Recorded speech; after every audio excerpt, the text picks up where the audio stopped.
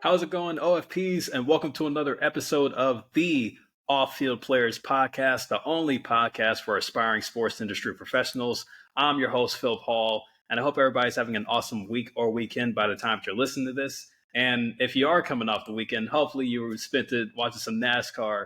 NASCAR is just coming off of Talladega weekend in the midst of the NASCAR playoffs. And just like with every Talladega race there is, it always ends in a barn burner. So hopefully you were able to take some time to tune into that. But it's also fitting that I say that because the guest that we have on today for the sixth informational interview for the Off-Field Players podcast is actually a pit crew dietitian and strength and conditioning coach for Joe Gibbs Racing. But before I go any further from giving her a proper introduction, I want to remind everybody to make sure to like, comment, subscribe, and share if you're watching this on YouTube in the video version, or if you're listening to this on the audio version, either on Spotify, iHeartRadio, Amazon Music, Google Podcasts, and Radio Public. Make sure to follow and give me a 5-star review for the audio version on the podcast. It helps a lot, and it helps expand the podcast to different audiences worldwide. And also, if you are interested in following us on social media, you can follow the Off-Field Players podcast at OFP_podcast on TikTok and Instagram. Again, it's at OFP_podcast on Instagram and TikTok. So make sure to go do that. And also make sure to sit back and get comfortable as we tune into informational interview number 6 of the Off-Field Players podcast, as I would like to introduce my guest for today. Ladies and gentlemen, OFPs, please welcome to the podcast, Miss Ashley Muschiatti. How are you, Ashley? I'm doing great, Philip. Thanks for having me on. I'm really excited. Yeah, thank you so much for being on here. And a little bit of backstory about Ashley. Again, as I mentioned, she is a pit crew dietitian and strength and conditioning coach for Joe Gibbs Racing, one of the top NASCAR teams in all 3 national series, primarily in the NASCAR Cup Series and the NASCAR Xfinity Series. And also, they just had their final results with one of their drivers, Denny Hamlin, finishing in the top 5 at Talladega yesterday. And Ashley was actually there at Talladega for the race this weekend. So she had a front row seat for all the action that took place down at the big track in Alabama. Oh, yeah. Talladega is a good one. Ashley, it's definitely awesome to have you on the Off-Field Players podcast. And just with your presence on LinkedIn and just the background you have in strength and conditioning, as well as, a dietitian all around sports, it's very unique and also a career route that I would encourage a lot of the OFPs to go down if they want to work close with players, want to work close with pit crew members, or really just also have an understanding of, just the aspect of strength and conditioning in sports, because with how much physical demand athletes put on the field, or in your case on the track, there's so much that goes into just lifting weights and, having the right nutrition, really just also trying to stay healthy and prevent any injuries. Exactly. Yeah. There's so much more behind it than just the lifting of the weights that people see or think about. Yeah, awesome. Well, actually, just to give the OFPs a little bit more of a background about yourself, how about you tell us about, like just who Ashley Muschiatti is, from like where you grew up, where you went to high school, how were you even able to get into NASCAR, and really just something about you as a person. Yeah, absolutely. So right now I'm based out of Charlotte, North Carolina, but I was born and raised up in Delaware. So small state girl, northern born and raised. And then I did track and field and volleyball in high school. I didn't start track until high school, but that ended up being what I carried over and I went to college for. So I went to Appalachian State University in North Carolina. Had a few offers up north, but wanted to get down south. So I accepted my offer with App State, and I was a thrower for 5 years there. And then through my time there, had a few internships in strength and conditioning, kind of went into college knowing I wanted to work in the sports field and loved how the human body worked and always wanted to be a coach. So I pursued that career of strength and conditioning. And then as I kind of was pursuing that career, I was looking at what I should do for my master's. And one of my mentors recommended that I look into becoming a dietitian. And I was like, yeah, no way. That's a lot of work. But the more and more I looked into it, the more and more I realized how beneficial it would actually be. So I then took that route as my post-grad, still was coaching through all of that. And then as soon as I passed my registered dietitian exam, I took the first job back down in North Carolina, and it ended up being with the hospital system. So I actually work for Novant Sports Performance, and then we contract out our strength coaches, dietitians, athletic trainers. So I'm contracted with Joe Gibbs Racing, and I've been there for 2.5 years now. So Nice. yeah, so this will be my second full season, and then I had a half a season before that. But I actually work with 10 in Talladega. We had 10 cars, but over 4 organizations. So I work with 9 to 10 cars a weekend, training and doing all the nutrition for their pit crews. Yeah, I mean, well, that keeps you busy, and just with how expansive Joe Gibbs Racing is as an operation, Oh yeah. I'm sure there's plenty of opportunities. And of course, with owner and founder Joe Gibbs, with his background in football, I'm sure he's very grateful to have you on his team to be able to keep his pit crew, men and women, just in shape, focused for every race weekend. Yeah, so what I've realized is like each team has their own little niche or specialty, and because Coach Gibbs was, of course, a football coach first and has a big background in athletics, the whole organization puts a lot of time and resources into the performance side of the pit crews. So yeah, that was a big plus. Yeah, right on, right on. Well, Ashley, you mentioned that you were a Division I athlete at Appalachian State in track and field. And first off, it's a huge accomplishment to be proud of, especially with the landscape of how college sports is with NIL, the transfer portal, and just how competitive it is to even get, an athletic scholarship to, Division I university. It's a very huge deal that, you were able to have that experience during your time in college.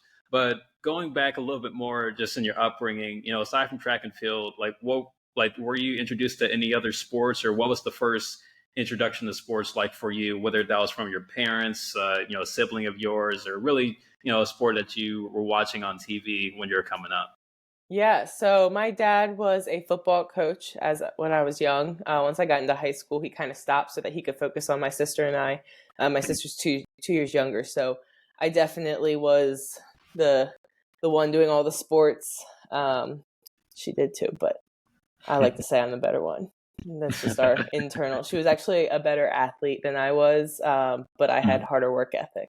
So, uh, but yeah, no. So my dad was a football coach, so I grew up always going to speed training in the morning. After school, I would go to his football practices. I would go to games on the weekend. So I was always around sports. I played a lot of sports growing up, basketball, as soccer goalie, like pee-wee soccer for a little bit.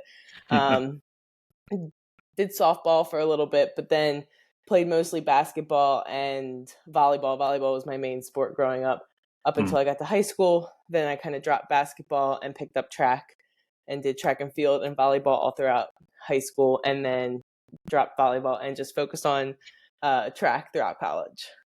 Awesome. And a little bit of fun fact, and I don't know if I mentioned this a lot before, but track and field was actually one of the first sports that I participated in, because a little bit of backstory, my mom, she was actually the coach of my elementary school track team. And, that was like my introduction really to sports in general. And even though people know me for playing baseball since I was 6, I had the sports bug, in track and field just through my mom. And then, when I turned 6, that's when I wanted to play more baseball, and then I played baseball all the way up until high school. And as everybody knows, I was a failed walk on at St. John's for the baseball team, but that's it led me down different paths to still be able to stay in sports. But it's definitely cool to hear about your background in track and field, and how that led you to get to college, and you coming back from an athletic family. It really just demonstrates where you are now with being in strength and conditioning. Yeah, I grew up around sports. At one point, I thought I wanted to go into marketing when I was like looking at colleges. I was looking at like marketing and business, like event planning, stuff like that. And then I was in anatomy, and one of my professors was like, she thought I was graduating. She thought I was a senior. I was only a junior, and she said, "So what are you studying next year?" And she was like, "You have a degree, or you have a career in any health science field if you ever want one," just because I really just stuck with anatomy and really did really well in it. So that kind of just made me think a little bit more. And I knew I always loved the athletic side. I loved it. I wasn't always the healthiest growing up. I loved sports, but I wasn't always the healthiest. So there was a time where I switched from working out and training as a chore to it being an actual hobby and something I really enjoyed and a passion. And then I took an unofficial visit to Rutgers when I was looking at where I was going to pursue my track career, and walked in one day and out came a female strength coach from her office. And I was like, wait a second, this is a job. I can do this. I can work in sweats every day and work in a weight room and tell people how to lift. I was like, that's perfect. So that's when I kind of was directed and kind of introduced to the field of strength conditioning and pursued that. Yeah. Awesome. Yeah, I mean, that's definitely cool and really gives, the OFPs, that motivation to be like, hey, you get motivation for where you want to go to just by seeing somebody else do it. And, I am sure, that was like a motivating factor for you too. And it's a huge deal that, that's how you saw and that's how you envision, you trying to get into that same field. Yeah, So absolutely. yeah. And actually, even though like you did mention that you were in track and field, like talking more about what you did to have that transition from being an on field player to the off field player, what experience, whether that was in high school or college, did you see yourself wanting to work in the sports industry? So it was mostly that time. I mean, I would guess you'd say I was always pulled to work in the sport industry. Um, I didn't really know what opportunities there were for me. And I think that was when I went on that official or unofficial visit my junior year, going into my senior year, that I realized that I could turn my passion into a career, and stay in sports. I knew I of course grew up in sports, and being able to find something that I can enjoy doing, I love doing, and make a lifetime career out of it. That's kind of when I started. So I actually knew going into college what I wanted to do, and I wanted to be in sports. And then the hard part was being a college athlete and trying to also pursue that career, which can be difficult, but it is doable. If there's any listeners out there that are wondering how they get the hours in while also having to be practicing and having the limitations that you have during season and during college athletics. So, Oh yeah. yeah, and yeah, and it'd be cool if you could touch a little bit more on how, as a Division I athlete, you were able to balance, school and also having that understanding of what you wanted to do once you graduated. Yeah, so I picked Appalachian State, one, because of their track team, but also because they have a really great strength conditioning program. And of course, the nutrition was secondary, so that wasn't even in the picture yet. It was all strength conditioning. And so picked the school I really wanted to go to for that career. And with track and field, we start our season in November, December-ish in terms of competition, and then we go all the way till June. So unlike some other sports, I mean, our sport spanned both semesters. Right. And even if you are in another sport, most of the time you have off-season training, all that. So whereas some individuals can take a whole semester internship, like if they're not doing a college sport or have any restrictions to keep them on campus, there's whole semester internships. But I had to really utilize the summers that I had. And I mean, my summers were spent working. They were spent interning. So the summer after my junior year, I did my first internship with Clemson basketball, men's and women's Awesome. basketball. Yeah. And then the summer after that, I did an internship at UNC Chapel Hill. And then the summer after that, I was moving back home for just a quick little bit. I did have a quick little interlude back in Delaware. But I volunteered. I was a volunteer coach because I was already certified at that time. So volunteer coach with the University of Delaware football, getting whatever experience I could get, even though like never really I mean, I still had a great summer, but I was using my free time when I could to get that experience because I knew I wasn't able to get that during the season, during the year. Yeah, and it's definitely great you touched on that because well, actually, for those that tuned into the NASCAR Diversity Series that I did when I did the informational interviews with members of the NASCAR Diversity Internship Program for this summer, you can go back and watch that. we had a guest on, or there was a member in the program that was also a track and field athlete at Elon University, Lauren Carlton, and she mentioned how, yeah, just trying to balance out those hours where you want to get the work experience and while also still being able to keep up with class and homework, typical college student stuff, but you Yeah. also want to have that, because keep that commitment to be tied with your team so you could be there for events, be able to travel, be at practice, be at workouts, and things like that. So it's definitely, something that, can help the OFPs realize, if there are any OFPs that are high school athletes or about to become college athletes, to understand, like, yeah, you do want to still be tied and committed to your team, especially if you're on scholarship. But, you also want to try and fight any way you can to get that experience off the field, because we know the numbers, and how most college athletes don't go professional in their sport, and we want to encourage them to still have career paths where, if they want to still be involved in sports, they understand that there's opportunities out there for them to go after. Yeah, absolutely. It definitely takes a little extra work and a little bit more sacrifice, but it is definitely worth it. Yeah, absolutely. And I'm sure it was a fun experience too for you. I mean, being, like around college athletes just as a student broadcaster, it was cool to just see him walk by on campus, or, say hello to him, catch up with them on what they're Hmm. doing, and really just also thanking them for representing the university in any way possible. Yeah, no, it was a lot of fun. Awesome.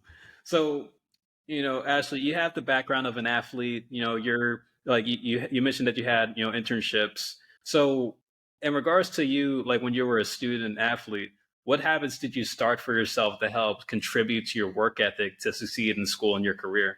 I would say it was always, I mean, even through high school, I had really good study habits and just time management, just because I had always a busy schedule throughout high school, just growing up. So the school part kind of came easy to me. Just that's just how it was, and I loved what I was studying. And when you like what you're studying, it is not. I mean, like when I started organic chem, it was miserable. That was not fun. But like if you enjoy what you're studying and what you're learning, it kind of takes away some of that extra stress that school brings. But time management definitely is one. Like I said, using all that free time you have. Sometimes it's moving away to South Carolina for the summer, and yes, you're not going to be close to your friends, and you might have to work a lot during the summer, but it's basically being able to use the time that you have free to your best ability, whether that's you're an athlete, you have another job, you're a full-time student, whatever it is using that free time that you have. And then also just like getting out of your comfort zone and putting yourself into situations that you may not always go for. So I did my first internship at Clemson, and then the following summer, I didn't have really anything planned. I knew I wanted to try to get another summer internship. Hmm. I was at one of my coaches at App was like, "Hey, I'm presenting at the National Strength and Conditioning Association conference in Charlotte. I want to bring you along with me." So I went with Okay. her, a few other people that I know from App, and there was a presentation. It was doing the basics better, like coaching the basics better. And it was the UNC Chapel Hill strength coach that was presenting on it, Coach Hernandez. Hmm. And none of my peers and colleagues wanted to go. They're like, "We're just going to go to lunch. We're going to go hang out. We aren't going to go to that. There's no reason to." And I was like, you know what? I kind of just want to go. Like, I was a new coach, young coach at the time. So I separated from the group. Again, my first conference. Those are always so scary. And I Yeah. separated from the group, and I went, and I'm sitting there before he goes to present, and I'm looking through his bio, and it says internship director. I was like, okay, this is Chapel Hill. This is a great school close to where I'm currently at. And so he did his presentation, and I went up and I had some other questions about his presentation. And then I said, "Hey, I saw that you're the internship director. Do you have any open internships for the summer?" And he said, "Yeah, send me your resume." And that's how it happened. And so it's just that little stepping outside your comfort zone. Like, yes, those conferences might be scary, but the one person you talk to, that one time you step out of the comfort zone, you may get a no, but that's the worst that can happen, is a no. And then you just keep moving on to the next one. But some of these great opportunities that I've had the that I've had come to me have come from kind of taking that risk and stepping outside of my comfort zone. Yeah, and actually, what you just described there was networking. So, it's Mm-hmm. definitely very cool that you bring that up. And, and that's another thing too for the OFPs. If you want to go after these internships or these jobs, conferences are a way to go. Having like that cold connection, just going up to somebody just like how you did. I mean, yeah, like the worst thing they could say is no. But it's all really about the effort of just trying Yeah, and, not being afraid to put yourself out there and to be able to, still, develop your social skills. Cause, I feel like absolutely. when it comes to what I tell the OFPs is that you have to be good at being a people person, good at networking, and just being able to present yourself in the best way. Like be your own brand before you can represent somebody else's brand. Exactly. Yeah, I totally agree. Yeah. So actually, you mentioned that you interned at Clemson. You interned at North Carolina Chapel Hill, like all major athletic programs and great universities. And even just with a few like assistant roles that you had in your field and the sports industry, while you were a student, like all great accomplishments and all reputable organizations that you represent, along with your alma mater and Appalachian State. So like out of all the internship experiences that you had as a student, did you ever feel that you were getting any situational work experience from any of them? Yeah, I will say I was fairly lucky and got a lot of situational experience from almost every internship I did. I happened to be the only intern when I was at Clemson basketball. Now I would go over and help Olympic sports where they had a few more. But the other person that was supposed to be interning with me never filled out his paperwork in a timely Mm, manner. And my boss was mm, just like, if you're not going to fill out the paperwork, the easiest part, like, don't even worry about coming halfway across the country to intern for the summer. Like, if you're not going to mm, take the time to do the little things, then you're not going to get to do the big thing. So I was the only intern there. So I definitely got a lot of hands-on situational experience. And then at Chapel Hill, again, they had like grad interns, so people that had graduated or had their CSCS, and then like undergrad interns. And so I had my CSCS at that time. So I kind of was in that grad internship, and then the other intern with me had gotten a job halfway through that internship. So again, I was one of the only ones. And then University of Delaware, again, that was networking. My best friend is also a strength coach, and he was there, and I said, hey, is there any way I can come and shadow you guys? And then from there, kind of took a little bit more hands-on volunteer role throughout the summer there with their football program. And then at Delaware State is where I did my post-grad, my nutrition degree, and I was an assistant coach there as well. So mm. um, just kind of, again, while I'm going to school, I'm also coaching in the mornings. I had two teams. So there was a lot of situational experiences that I was provided, but also, even if you're not always provided them, it's how much are you willing to ask for? Of course, on day Right. one, they're never gonna be like, okay, well, you're gonna have a team tomorrow. But Hmm. you put in the work ethic, you show them that you're there to do even the most boring tasks of wiping down weight plates or filing papers. Unfortunately, as interns, that's what we go through as well. But like, you have to do those small things because, I mean, right now I have no interns. I'm doing all that myself.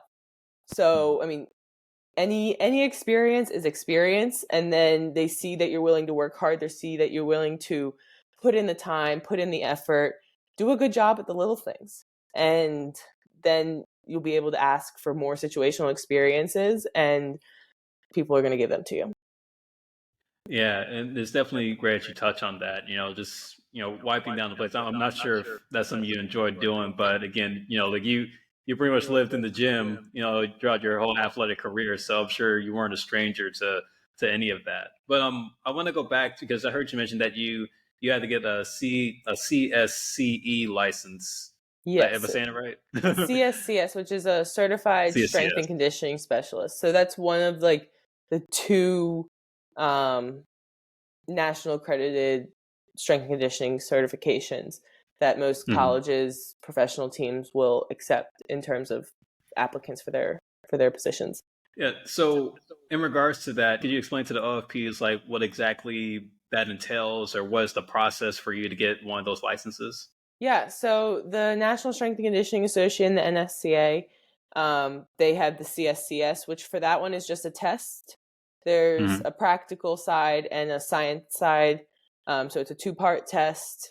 And really you have to go to an accredited program. It used to be that you can have a degree in anything and take it. Now it's an accredited program that you have to take in order to be able to sit for the exam. The other one is the CSCCA, the Collegiate Strength and Conditioning Coaches Association. Hmm. And for that one, you have to take an exam, but you also they give everyone a sport, and basically you have to create a training program and then stand in front of a panel and defend that program. Hmm. So that one has a little bit more of a programming defense side to it, but both of those are some of the top accreditations and top certifications that an individual would want to have if they're looking to be a strength and conditioning coach in either the college, high school, or professional sector. I see. And like, what is the duration for you to like become official? Yeah, so for the CSCS, the one that I have, you have to have your degree. So you have to Mm. I took my exam before my degree, but I believe Okay. it's like you have to graduate within like 6 months or something of passing the exam. I Mm. don't remember I don't know if that was correct or not, but you do have to have a degree and take the exam. So I took it. Mhm. My last semester of my senior year was very light in terms of course load. So I basically spent December to February studying every day because I just had a light Mm. course load, and then I was able to take it. And then come when I graduated, I was able to submit my application. You need that, and you need your first aid certification. So those are the three things for that. For the CSCS, you have to train, you have to intern or work under someone that is like a CSCS, or sorry, whatever the collegiate one, CSCCA. Mhm. So that one you need to train under a certified preceptor in order to get a certain number of hours to then be able to sit for the exam. Hmm. So that one takes Wait, a little bit, that one can be a little bit longer depending on where you do your internship and how long you do your internship. okay. So yeah, Yeah. along with you studying for it, like you're getting like in the field training. Yes. Sounds like.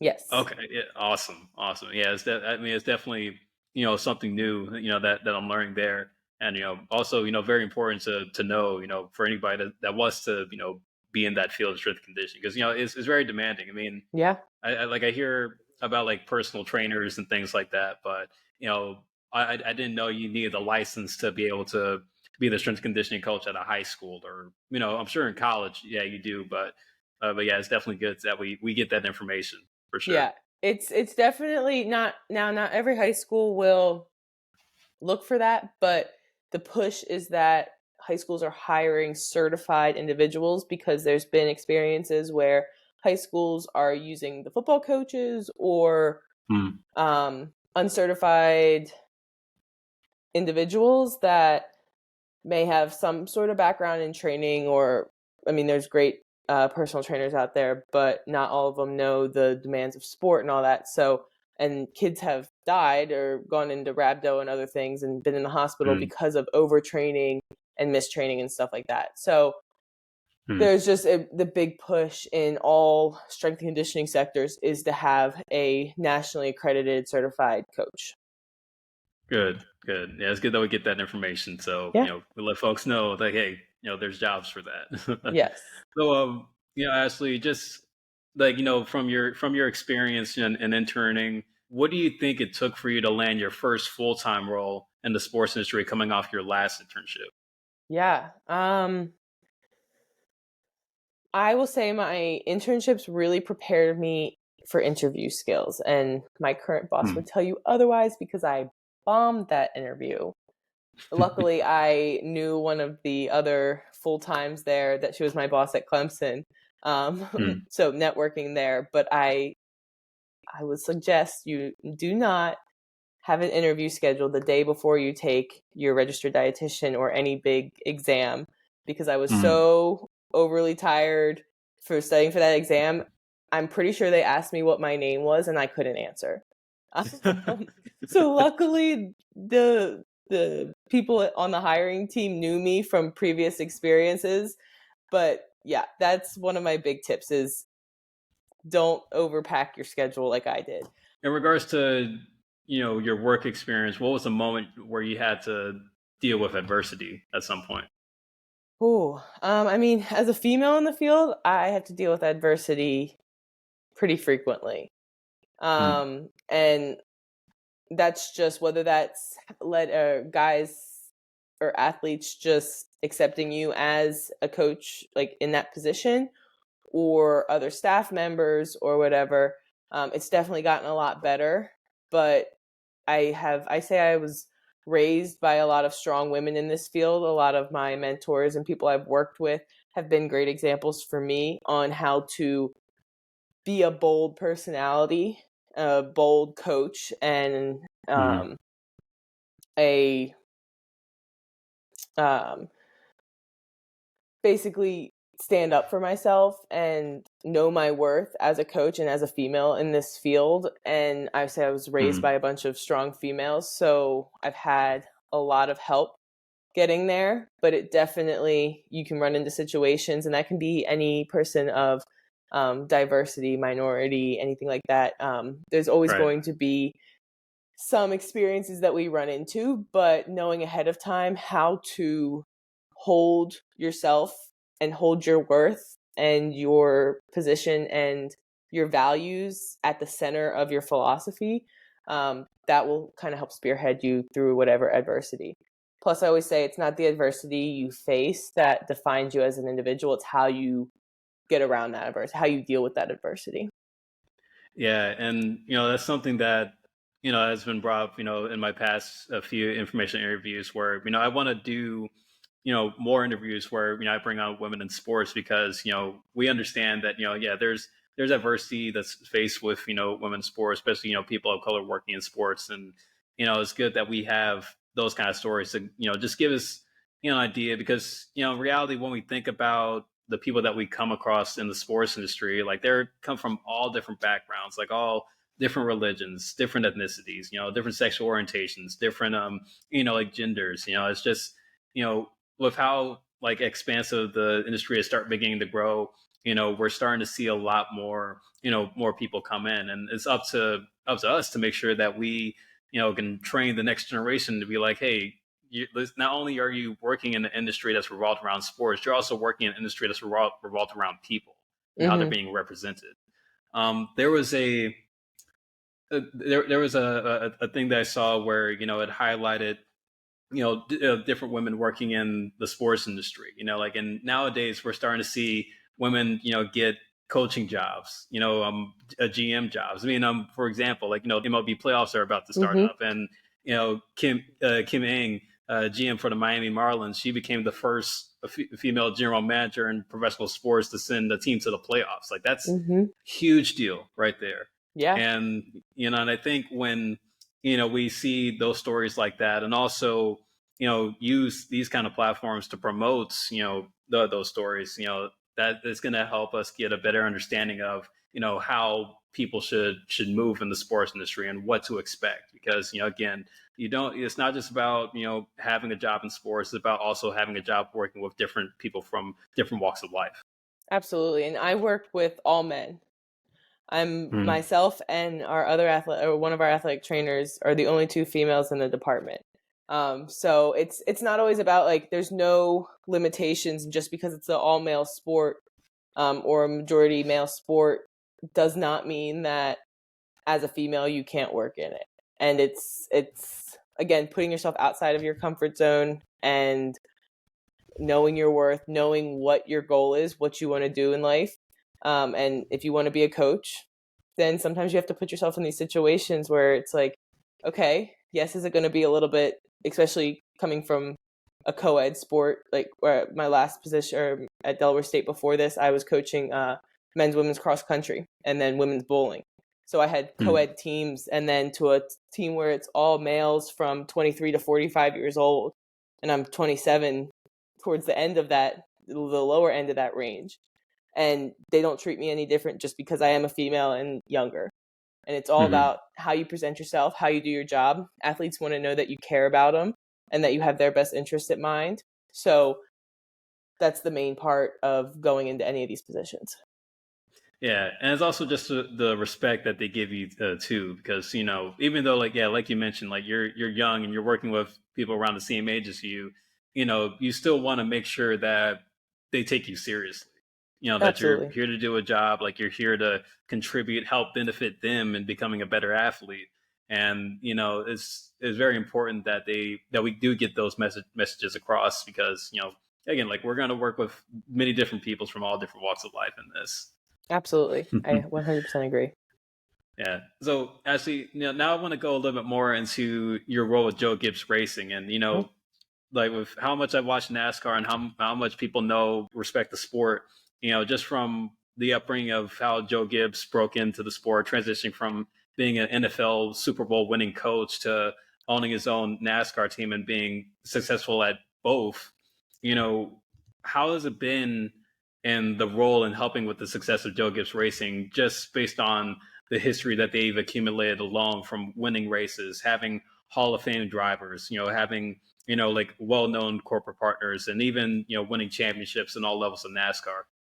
Yeah. So it may come maybe a surprise, maybe not, but I have a very different background in terms of NASCAR than your upbringing. So I knew nothing about NASCAR other than the fact that they came to Dover once to twice a year. When I was younger, it was twice. Now it's just once. But like I One knew of my nothing favorite about. tracks, by the way. It is a really nice track. It's a really fun Monster race Mile, they too. call it. Yep. But other than that, I knew nothing about NASCAR. I just thought we went in ovals. Now there's road course. Like there's so much more behind, like that I learned since working there. So definitely coming into the sport, there was a lot to learn. And then on top of that, learning about the legacy that is Joe Gibbs Racing. So it's definitely pressure in terms of coming into a company that has such a legacy and such a championship background. It definitely, but it also was motivation. It was motivation to get out to practice and learn what each individual was doing. To speak with people that have been there for 25 plus years and Oh yeah. learn the history of what the organization came from. So Gibbs one of the Gibbs boys, he's now one of my athletes. He was an athlete with me at App State. So he's now we were at App State together, and now he's one of the pit crew members. So definitely getting to know him a little bit better and know the history of the family. It's a great family to work with. But yeah, Absolutely. it's definitely pressure to continue to improve not only the athletes but my game as well, in order to figure out where some of the missing pieces are and how I can help benefit the company as a whole. NASCAR used to take the mechanics that were working on the shop floor and make them pit crew athletes. And then now we've gotten to the point where it's why take non-athletes and make them athletes now. Some of my guys have come from that era and they're the best. They're some of the best of the best. But now we've switched to recruiting pro, college, high school athletes out of once they're finished their sport and making them pit crew athletes. So if you think about it, you look at Alabama, you look at Clemson, you look at LSU, these big schools that we're getting athletes from, they have 6 athletic trainers, they have strength coaches, they have sports psych, they have fuel stations, they have training tables, all of this access. So our philosophy is, why are we taking these high-level athletes, bringing them to the pro level, but not providing them the same resources? So that then again challenges our department to say, how can we meet the needs of our athletes and help them to continue? Because it's also a big shift coming from college where a lot of things are done for you, especially like I was before the NIL era, but now a lot of these athletes are coming in post NIL era, and everything has been given to them. They have meals all the time, and now they're coming in and they have to fend for themselves. They're paying rent for the first time, having to cook. And so there's a whole different transition of needs, not only for performance, because they're not a football player anymore, they're not a baseball player anymore, they're a pit crew athlete, which the needs are very different, but also life changes at that time too as well that play a role into their performance. So yeah, and that's definitely one thing that fascinated me for how pit crews in NASCAR is now starting to be recruited. I mean, just hearing the stories about how former NFL players or former MLB players or even former college athletes are taking on these roles, become tire changers, Jackman, Fieldman. Just hearing about just the revolution of how we see pit crew members now.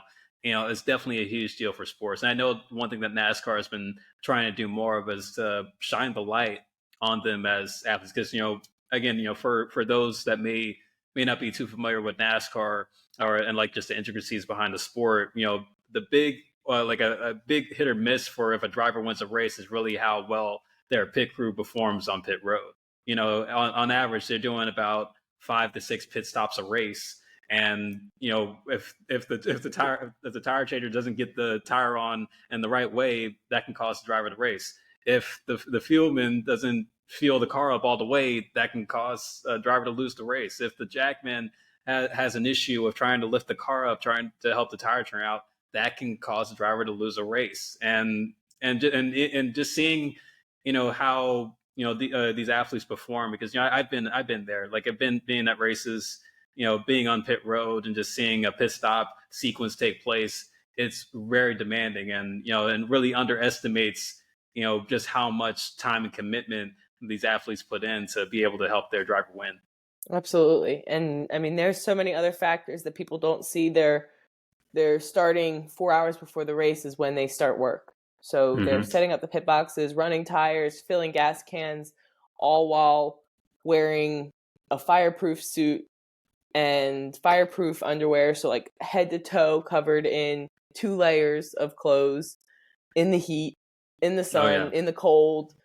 And there's just so much more than just that 9 plus seconds of a pit stop that play a big role in that day. Yeah. Yeah, and it's also dangerous too. Like I don't know if you had a chance to see the truck race on Saturday, but like there was that highlight clip of when Zane Smith, when he pulled in, and like he pulled in really wide and he spun, and like this, I think it was his. I want to say carrier. it was his tire carrier. Yeah, his tire carrier. Like the car, like the truck, the back end of the truck swung like right when it was about to get into the pit box, and like it hits the tire carrier, and like literally, like the tire carrier was like right on the back of the deck lid of the truck, but fortunately was okay and landed on both feet. Shockingly, I mean, like just seeing all the accidents I've seen on pit road in my years of watching the sport, I don't think I've ever seen anything like that where that like he was able to still be okay after like taking a hit like that. And and people, and I guess that really just puts into perspective of how important it is that these pit crew members get taken care of, because you hate to see incidents like that happen, but that's just a part of the sport. It's just the physical demand that's behind it. Yeah, absolutely. My athletes like to say that they play in traffic for a living. I got a kick out of that when they said that for the first time. I was like, yeah, you're not wrong. Yeah, I definitely see that. But actually, just going a little bit more into that, one of the misconceptions that I hear all the time is that NASCAR drivers aren't athletes. And I always, and me being who I am, and like how much I respect NASCAR as a sport, I always try to debunk that myth by explaining why NASCAR drivers are athletes. And in your case, with you working with pit crew members, like how, like what are some of the misconceptions that people have, or that you try to combat with your position about dieting and strength training in motorsports? Yeah. So I mean, same thing. A lot of people don't think of it right away, and then I say I'm the dietitian and strength coach for the pit crew, and they're like, "Oh, yeah, I see why that would be needed. I see why." Like, I never thought of them as pro athletes, but they are. I mean, if you ever watch a race or do any research, I mean, the driver himself, like their heart rate spikes up throughout the race. And if they can't be in good shape to maintain that for almost 3+ hours, then they will significantly not perform well. So in terms of the drivers, that's a lot of what they face. Is a lot of it isn't not as much. I mean, they need strength and stuff for other reasons, and to keep everything healthy, and to make sure if they were to get in an accident that they have strong tendons, muscles, ligaments, all that, to be able to withstand some of the forces that they are facing, and also to just be strong in general, because I mean, they have to withstand a lot of force, even just driving the car.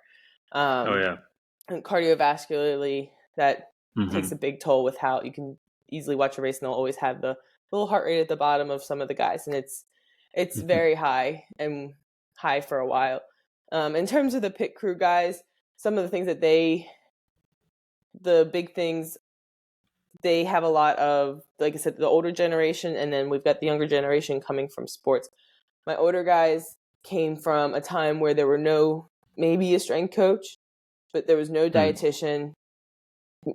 Some of them had a strength coach when they started entering the field. Some of them didn't.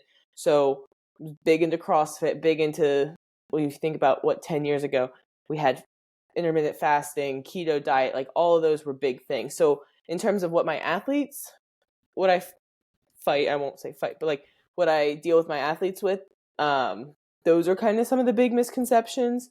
A lot of people still think, like, I mean, you look back at the history of NASCAR, and people were, I mean, it's a whole sport sponsored by alcohol, hot dogs, Yep. Beer. beer, energy drinks, all of that. So I mean, and you go to a race and there's energy drinks all down pit road, and Yep. so a lot of Or times like no it's, fast food sponsors even. I mean, McDonald's, love Yeah. them, because I mean, I work for, I train with 2311, so that's one of our big sponsors of McDonald's, and they provide the lunches and all that. But there's a lot of people think that that's just what the sport is, and that because we have all these sponsors, that that there's no nutrition guidance and stuff in the pit crew and all, and the athlete side. But there actually is a lot more that the athletes need, because like I said, it starts 4 hours before a race, and then they have a race at 3+ hours, and then they've got an hour and a half of taking everything down, and then they go right into a flight back home. So all throughout that, plus all throughout their week, they need a lot more physical and nutritional support than would be assumed. Yeah, and it's definitely great you bring that up because motorsports, it may not seem physically demanding from afar, but when I see how the training is, like over in Europe with Formula One drivers, they're just having Team Ferrari has like a strict nutrition diet for their drivers and their pit crew members, and then seeing what NASCAR does with their drivers, because I see what the drivers do training wise on social media and trying to keep their cardiovascular energy up, even some strength training, of lifting weights, not like major weights, not like if they're playing football or basketball or anything, but just seeing the demand that they need to be able to be in a car for 3 to 4 hours and have their heart rate spike up to like 150 beats per minute, while trying to race against 39 other drivers trying to do the same thing.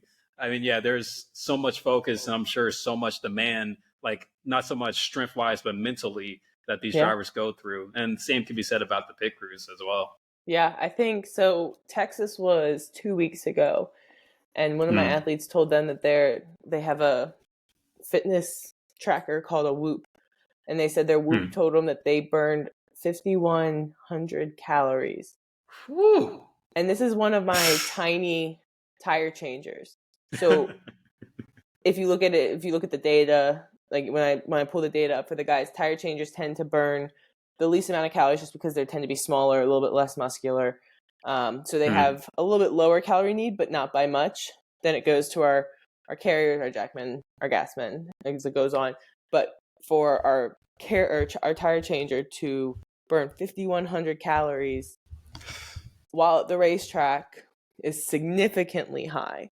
So that just gives you just a basis of, I mean, an average person eating 5,100 calories is hard. Now imagine being in a racetrack all day where you don't always have access to food, and then you come back and you have to figure out how to recover and then prepare for leaving again 4 days later. It's like, that's where a lot of those things that people don't realize play a big role, where we kind of step in there in terms of the physical and nutritional side. Yeah, that's insane. Like 5,100 calories. Like, oh my gosh. I mean, gosh, like when I go to the gym, like I'm lucky enough to burn like 500. I mean, that's crazy to me how, there's that much physical demand, and I didn't realize that. And, like, NASCAR races, they tend to be in hot weather areas, and even, being in the car, like the car is like an oven for some of these drivers. And you add that with the heat outside. Yeah, it's definitely, something to really, be careful when you think about like how you're prepping for the week. So Exactly. in regards to the type of diets that you're giving to the pit crew members, like what is something that you focus heavily on and trying to help with them nutrition wise? Yeah, so I don't do a lot of like individualized meal plans. Now, if an athlete were to need one, I would do that.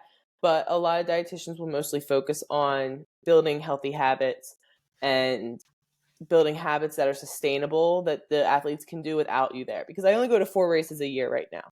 So I'm not at every race. So it's, what education can I help my athletes with? What do they need in order to be successful without me there? So big thing is eating before, is fueling enough ahead of time. I found when I relate things to the car, they understand it a little bit better. So it's like, would you start the race with an empty tank? No.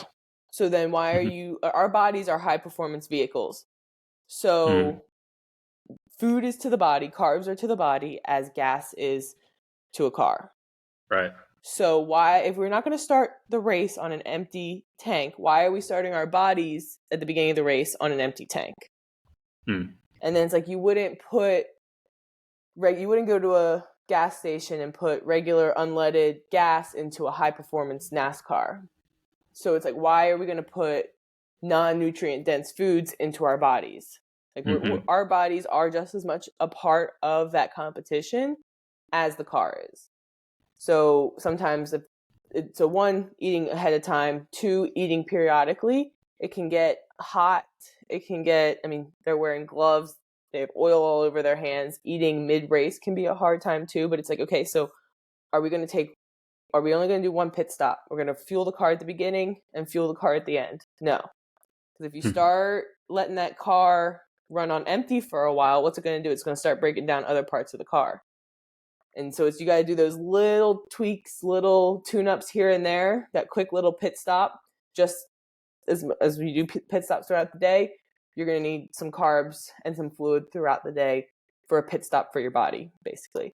And then at the end, you just need to, the big part is the recovery. Because like I said, our pit crews right now fly in day of, and then they leave right after the race. And so they can get to the plane, and they don't always know they know what the catering is, but it's not always the most beneficial in terms of recovery. A lot of times it can be pizza, because aviation does that and they do a great job, but like, it's not always what the athletes need to recover. So we give a lot of snack bags that have, the guys get to pick like nutrition shakes, protein shakes, extra carb snacks that they can then take to the race. Because if they're not eating as much throughout the day, and then they're not eating to recover what they need to recover, then come Monday, they're in a deficit. And then they start training again on Tuesday and break their body down more.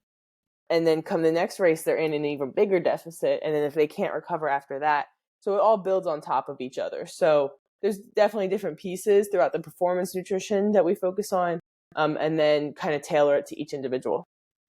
Yeah. So it's like an athlete in any other sport, really, where you're prepping them to make sure that they stay energized, before the game, and then after the game, you're doing your post recovery. Exactly. It's just a little bit more accountability on the athlete side in this setting. Definitely, definitely. I mean, yeah, it's definitely great that you're bringing this up, and it's also very important that we hear about this because one of the things when it comes to me doing these kind of interviews is that it's helping prepare people will be inspired by your occupation and understanding what to expect going into it without being caught by surprise in any way. When when something goes bad on the job, but again, that's just here or there. You just have to adapt in those kind of situations when they do come. Absolutely. Yeah.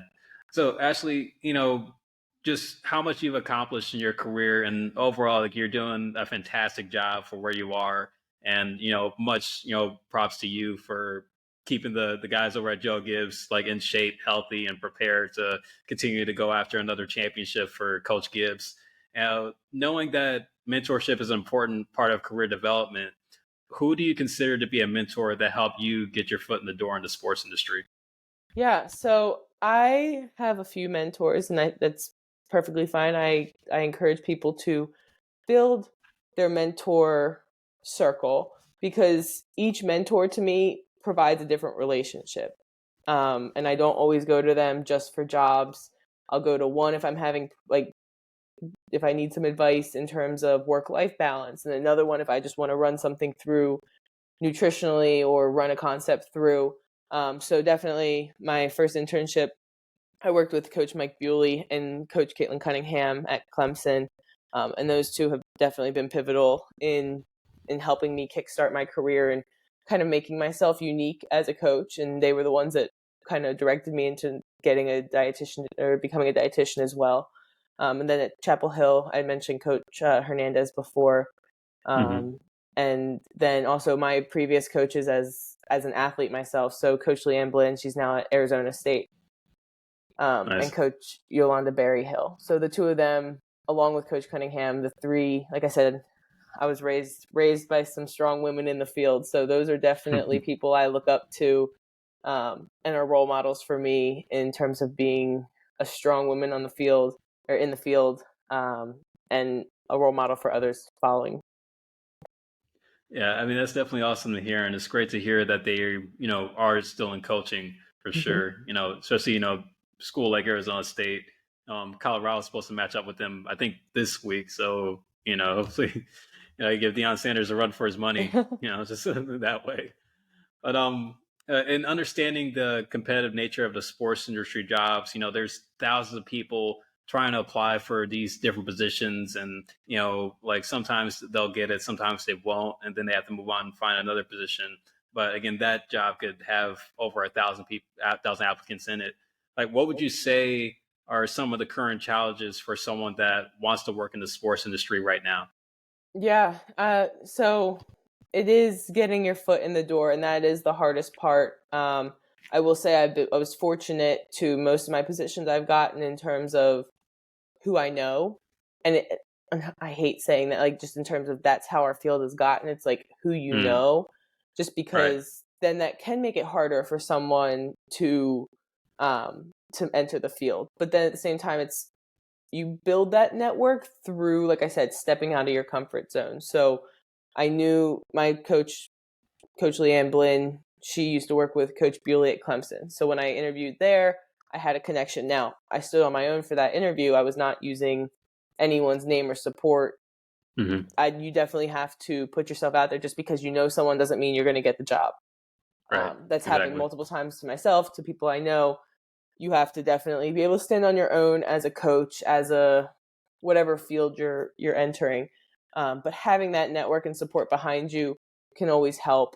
But also, like I said, taking that risk and figuring out how you're going to get in front of them. A lot of times it's getting your foot in the door or getting that interview and being face to face with someone that can convince someone to give you a chance. So whether that's maybe you reach out to on LinkedIn, or Hmm. maybe you send a personal email, or you do something Hmm. that, like, how are you going to get their attention out of 100 plus applicants? And sometimes they respond, sometimes they don't. And then you just learn from there. You learn what works and what doesn't, and kind of just putting yourself out there. Doesn't need to be a whole video submission of this is why you should hire me. but even just making little connections down the road or along the way, in terms of stepping out and reaching out to someone, writing a handwritten note. I mean, people don't do that anymore, but it definitely is a way that someone's going to remember you, because even if you're out of an interview and you don't get that job, you write them a handwritten thank you note or a really nice personalized email, and people remember that. So there's definitely ways. It can be disheartening, it can be discouraging, but everyone started somewhere, and there's great coaches, there's great professionals in this field that started from not having a network. So Right. it's what are you going to do to build that network, and then how are you going to make yourself valuable as a professional, and then add the support of your network in. Yeah, and also just having class while you do it too. Like you mentioned how sending a thank you note, even if you don't get the job or if you do get the job, that's still an active class that employers can respect about somebody. As Yeah, like and even it could work in your favor just by doing that alone. Maybe even though you didn't get that position with that organization, maybe they could transfer your information to another organization, and that can open the door for you. But really just those small acts of kindness, of class, they go a long way. Like it may not feel like it in the moment where you get that rejection letter or you get that acceptance letter, but trust me, like doing those small things does keep you involved, and does allow a hiring manager or hiring recruiter to see the value and who you truly are as a person. You never want to burn a bridge. exactly. Even if you meet someone at a conference and you spend 15 minutes talking to them and they answer a question, or you go up to a speaker afterwards and you ask them a question and maybe you spent 5 minutes with them, you send them a thank you note to their place of work. Everything's all online now, of addresses of facilities and all that. You send them a thank you letter, and that just makes you stand out even more. It's Absolutely. honestly, standing out is what will get you the job. That's why became a dietitian. How many strength Absolutely. coaches are dietitians and strength coaches? It's not really much. It's not a very popular dual role to get, and also work in both of them. So that's what makes me stand out. So when my resume goes through, it says, oh, well, she can do both, and we can use her for one, but she also has experience in the other, even if like that experience is always going to help in whatever job you're doing. Oh man, Travis Hunter ain't got nothing on you. You're a two-way OFP. Awesome, awesome, definitely. But Ashley, in regards to the advice that you gave about understand the challenges of going after those roles, like what would you give to someone that wants to work in the sports industry but not be discouraged by the competitive application pool for sports industry jobs? Yeah. Don't be too hard on yourself.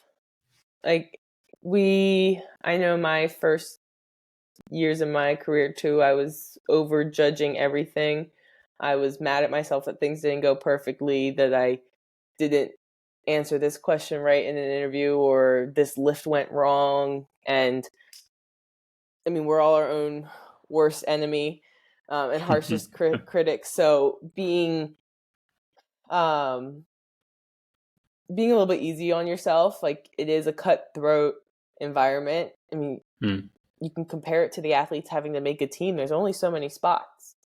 Yeah. There's one of the reasons I'm not in Delaware anymore is there's two main universities, and we have no I think we're getting a few like minor league sports now, but like there's no career opportunities for me. So Right. you have to be willing to move somewhere, or go out of your comfort zone, or try something new. Work in NASCAR. Like you don't have to have played that sport to be able to work in it, or in any profession, whether it's coaching or other aspects of sport. But it can be discouraging, but having that network around you can definitely help as well. And I mean, I have a network of mentors, but I also have a network of young professionals in the field that I've met, and they're going through the same thing. Everyone will, unfortunately, in sports, we all face rejection at some points, especially in the coaching Right. side. A new coaching Right. staff will come in and they will get rid of everyone. And I mean, being fired is something that you have to sometimes become comfortable with. It's never comfortable, but it's never fun, but it's something you have to kind of accept that might happen at some point in your career. So having that good network to support you through the ups and the downs is always a good thing. Yeah, and just being able to handle adversity when you least Mm-hmm. expect it. That's definitely one thing that I promote to the OFPs and understand. Like, yeah, you're gonna get no's. You're gonna get let go if there's like a big change in the organization that you're with, and yeah, like you do have to be able to handle adversity and not so much celebrating your wins, but also like learning from your losses, and Exactly. just having that balance of understanding like, yeah, anything can happen in the industry, and you just have to be able to adapt with the times and be able to continue to push through if things may not go your way. But Mm-hmm. but what comes with that is the ability to be a good storytelling, because I feel like if you don't have those kind of moments, it doesn't make the story very exciting.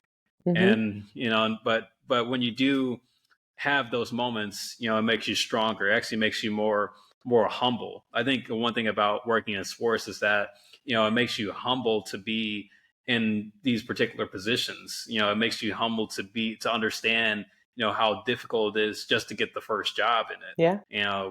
There's so much humility that can go into like being in the sports industry. There's actually an old saying that there was a sports talk radio here in the Bay Area that I would listen to all the time, and the host for it, he would always go into a commercial break describing how sports don't build character, they reveal it.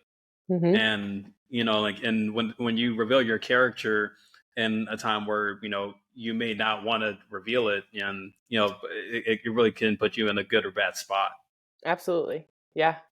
And I mean, my biggest advice would be like, and I've learned this myself, is ditch that 5-year plan. Mm, Everyone, you start in college, like, it's like, what's your 5-year plan? And that's usually the first question. I mean, that I used to get asked in interviews for an intern is, where do you see yourself in 5 years? I could have told you 5 years ago, I do not see myself where I am now. I did not see myself as a dietitian. I did not see myself working in NASCAR sport I knew nothing about, or even working for the hospital system. I thought I was going to mm. be bouncing around from college to college. And now I want to find somewhere where I can stay for a while, grow a program, develop, all that kind of stuff. And so like when you definitely have to have your values, your principles, your philosophy, all that. And that again will change little by little, but like most of that is who you are and what you believe in and what you stand for as a professional. And then just see where it takes you. Yeah, absolutely. Absolutely. Great words.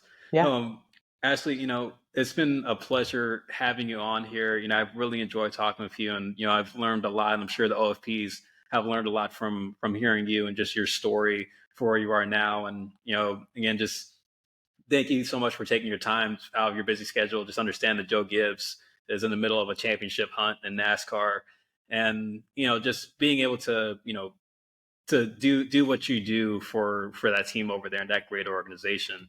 So just closing out with our talk, what piece of advice would you give to the OFPs that will hear from you, and what is something that you're hoping for yourself going forward? Ooh.